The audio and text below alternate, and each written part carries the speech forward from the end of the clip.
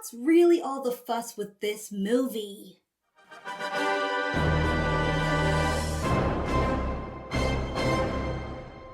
Hello, welcome back to my channel. This is Asha Media TV. If you're new here, welcome. My name is Asha. This is my little channel where I like to watch, react, and review a variety of stuff related to sci-fi, fantasy, and comic books. So in today's video, I'm going to share with you my review-ish, because, I don't get all detailed into stuff, so it's a review-ish / takeaways about the movie The Tomorrow War.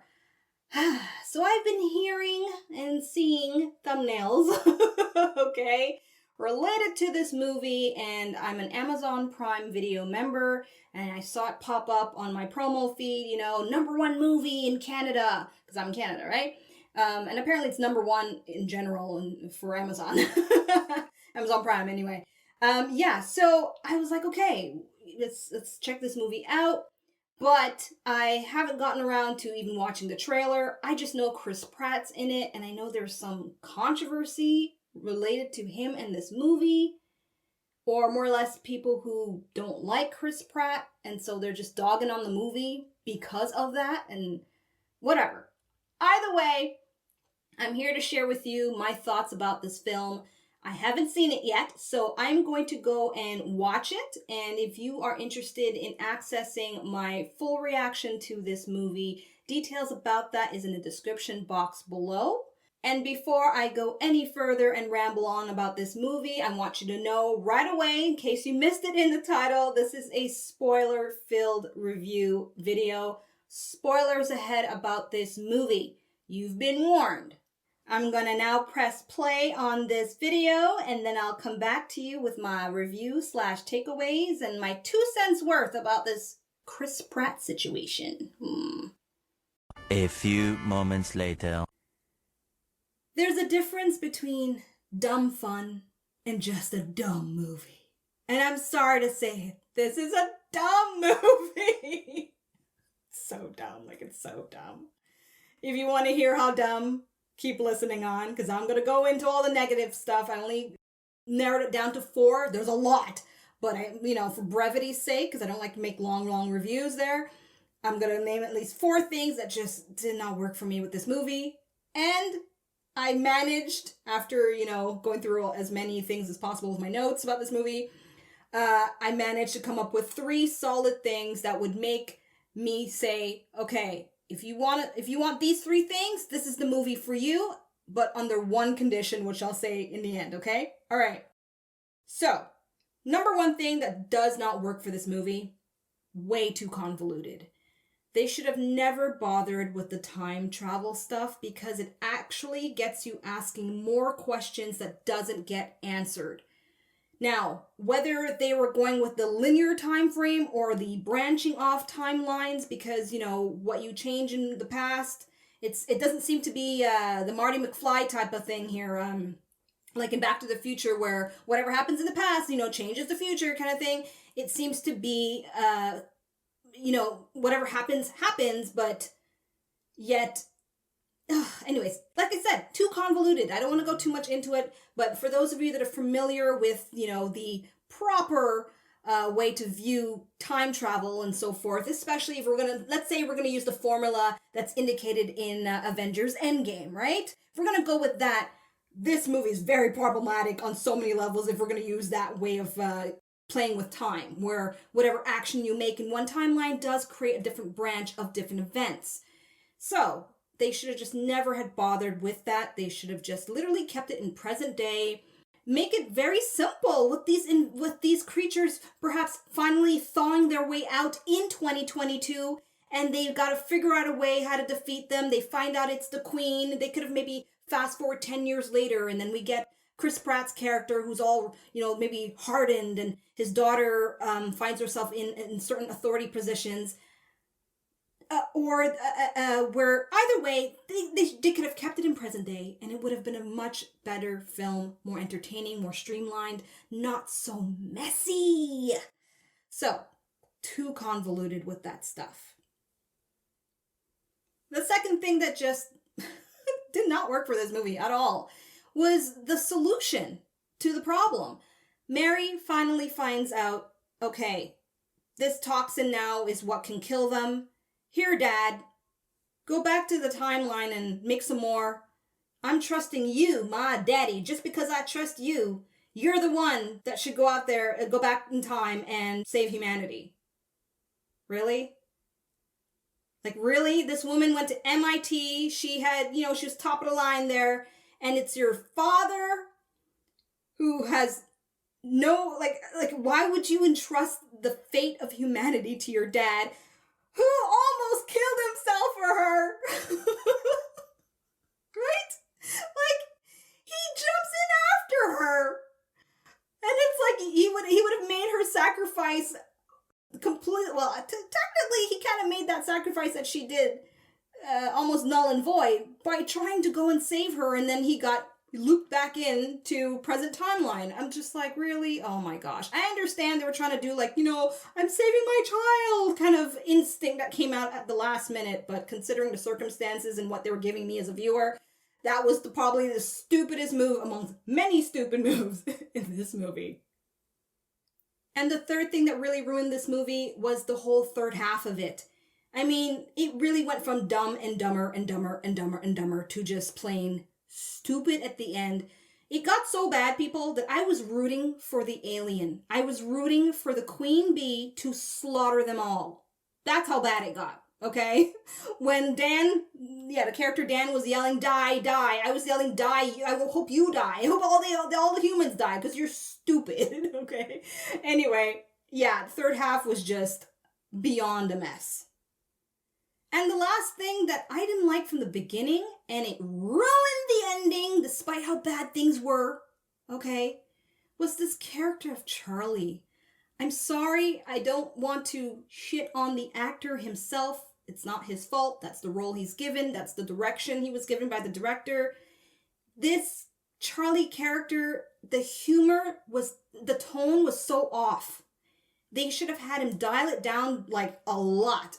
I was saying throughout my movie reaction, it should have been Dorian, who was the counterpart or the partner with Dan in this whole thing. Dorian was more level-headed. I felt that character fit the tone of the film. Charlie was just like, he was too clown-like, and even just the way he was talking, like, it was almost like he was trying so hard to be funny that it made him it was so unfunny, it was so not funny. And then in the last shot, I thought it was really great how they had Dan and his dad lie opposite each other. And then Charlie just comes in with his 2 cents and his nonsensical whatever. I did not like that character. Charlie ruined this movie. Okay, so that is my rant of the main things I really did not like with this movie. I can go on and on, but obviously I won't. Let's now dive into at least my 3 takeaways that I've noted for myself here about this movie that I'm happy to share with you. And I'm also, of course, as I just said before, and I'm being redundant on purpose, is I'm going to share with you under what circumstance you should watch this movie, okay? All right, so number 1 thing that I really enjoyed in this movie was the creature, the white, what do they call it? The white strike or white pike? The creature was awesome. The visual effects of this creature, the design of this creature. I said throughout my reaction that this was a creature mashup of the alien from District 9, Tremors, right? The tentacles that they had remind me of Tremors, and also a mashup of the xenomorphs from the Alien trilogies. That is definitely what I would watch this movie for if you're really into alien creatures and their behavior. Very interesting, very interesting. In fact, I would be happy to watch a prequel just about those aliens only. Forget the human beings, make me a movie about those aliens and their civilization, what happened, how they end up there and everything. I'd rather watch a movie about them. That's how bad this movie is. Which now easily leads into my second takeaway from this film, and that is the visual effects.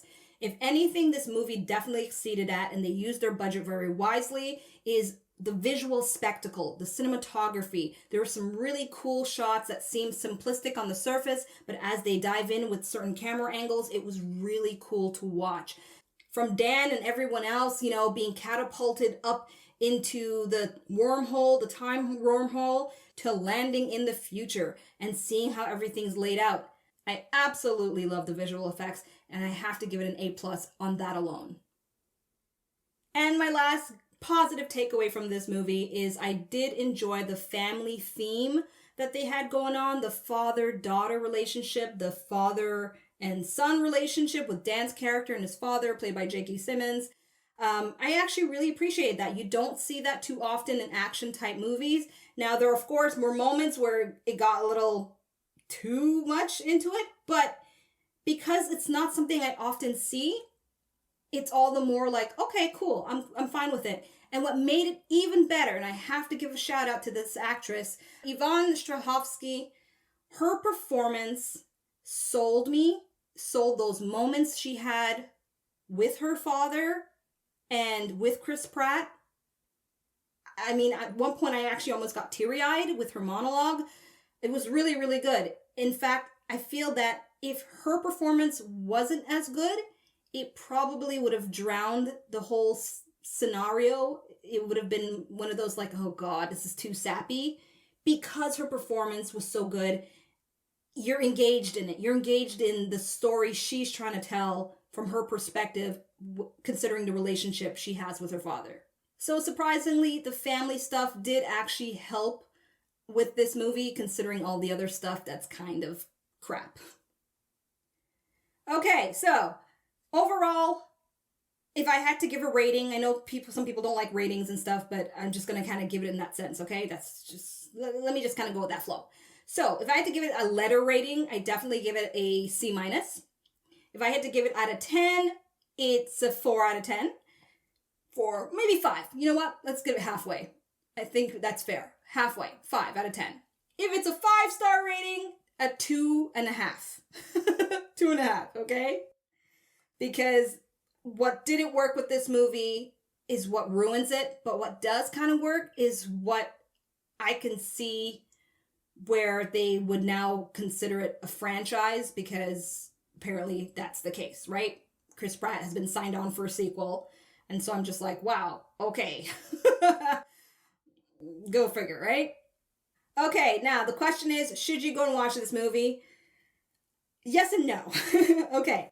I suggest that this is the kind of movie you would have on if you have some people at your place, you guys are under the influence of legal stuff, and, you know, you just want something to kind of poke fun at. It's a good time of a bad movie. You know what I mean? And you don't want to think too much, because this is definitely not the movie you want to go in there trying to figure it out in terms of logic and shit, because I don't know. You let me know in the comments if this is the most intelligent movie in the world for you, because I'd like to know why. Break it down for me. Break it down, okay? So yeah, that's the only circumstance I would ever watch this movie again, is if I just want to laugh at it. Because there's so much to laugh at and yell at the screen about. Okay, so that's the only recommendation that I can give this movie. Now, as for the whole Chris Pratt controversy, I'm just going to say my 2 cents worth, very short, very straightforward. I respect Chris Pratt for being a celebrity in Hollywood that doesn't go out of his way to preach to regular people like me about how to live my life, what to do, what's right, what's wrong. You know, he stays in his lane. He's not out there trying to be a politician with no background in politics. He's not out there trying to be anything else than an actor and an entertainer. And so for that alone, I respect him. Anyway, so when it comes to Chris Pratt, I've always enjoyed him as an entertainer. I like all the stuff he's in. I'm looking forward to Guardians of the Galaxy 3. And that's that. So there you have it. That is my review and takeaways of The Tomorrow War, starring Chris Pratt and J.K. Simmons and Yvonne Strahovski and a whole bunch of other people. If you enjoyed this video, the best way you can show me is by following those 2 prompts you see there at the bottom right-hand side of your screen. Thank you so much for watching, and until my next review / takeaway of a sci-fi, fantasy, or comic book related movie, my name is Asha, this is Asha Media TV, and I'm tuning out. Peace, everyone. Thanks for watching. Check out my other videos and subscribe. You know you wanna.